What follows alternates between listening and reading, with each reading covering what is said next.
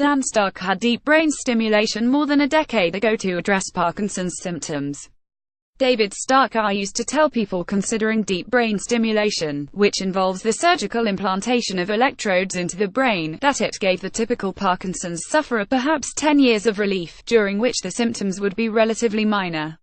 The bet, this is, after all, brain surgery that carries some risk of serious adverse results, would be that sometime during that decade, researchers would come up with a real solution. In other words, DBS was a way to buy time. Still, 10 years is no small period, particularly for those who have no other hope. My experience is typical. I had DBS just under 12 years ago. Things went so well that I became a huge fan of the procedure. But DBS works on only some Parkinson's symptoms. Drooling, for example, is not affected. For slightly more than a decade, DBS performed wonders on me, eliminating the shakes that had accompanied my attempts to beat back Parkinson's symptoms with medicine alone. But because DBS masks the symptoms while not affecting the underlying disease, in the end it will fail the Parkinson's patient. For me, the failure was in the form of a 1-2 punch. The first blow was self-inflicted. In April, one of the batteries powering my neural implants died.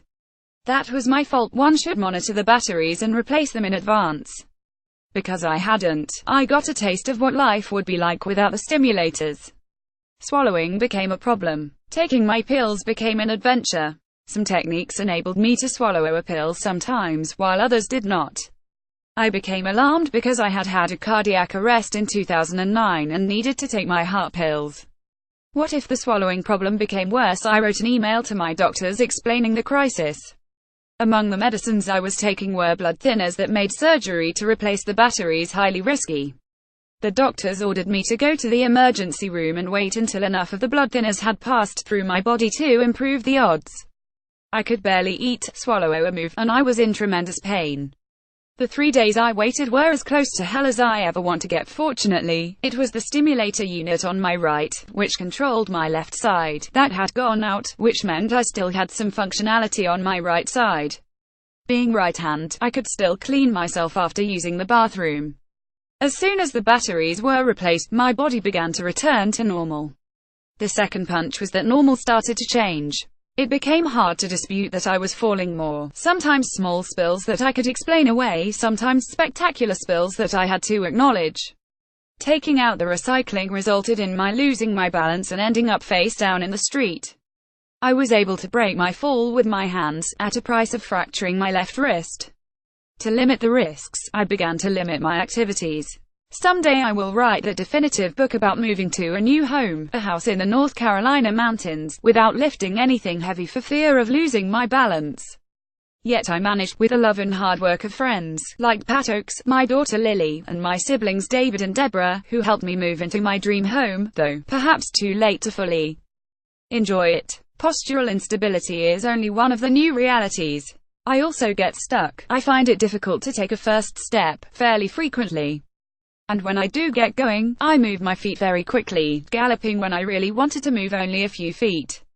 The first time I ran past my brother, I caught his unguarded expression, which said, loosely translated, "What more, dear Lord?" This is more of a concern than the drooling because, while both make me the life of the party, galloping also threatens my ability to walk.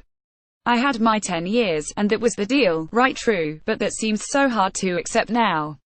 Despite all the wonderful work being done by the Michael J. Fox Foundation for Parkinson's Research and others, the government allocated about $168 million for Parkinson's studies in 2016. According to the foundation, what has improved in the past decade is one desperately in need of a different answer. It pains me to report that there is little more that can be done now.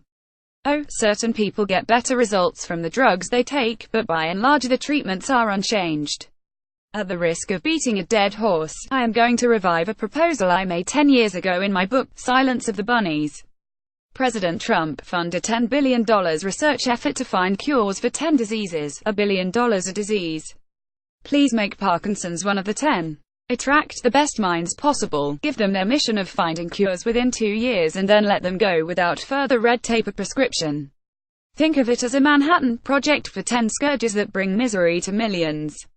Imagine the good that could be done if a cure for even one of the 10 is found. It could yield a legacy that would last forever. And like all good deeds, it would create a swath of thankful people, too small perhaps by themselves to make a difference, but linked by family and friendship to many more. For me and hundreds of thousands of people like me, it is the only chance we have left. Stark is a former AT vice president who retired in 2004.